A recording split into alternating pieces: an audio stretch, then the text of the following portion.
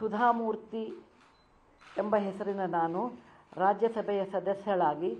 ನಾಮನಿರ್ದೇಶನಗೊಂಡವಳಾಗಿ ಕಾನೂನಿನ ಮೂಲಕ ಸ್ಥಾಪಿತವಾದ ಭಾರತದ ಸಂವಿಧಾನದ ವಿಷಯದಲ್ಲಿ ನಿಜವಾದ ಶ್ರದ್ಧೆ ಮತ್ತು ನಿಷ್ಠೆಯನ್ನು ಹೊಂದಿರುತ್ತೇನೆಂದು, ಭಾರತದ ಸಾರ್ವಭೌಮತ್ವವನ್ನು ಮತ್ತು ಅಖಂಡತೆಯನ್ನು ಎತ್ತಿ ಹಿಡಿಯುತ್ತೇನೆಂದು ಮತ್ತು ನಾನು ಈಗ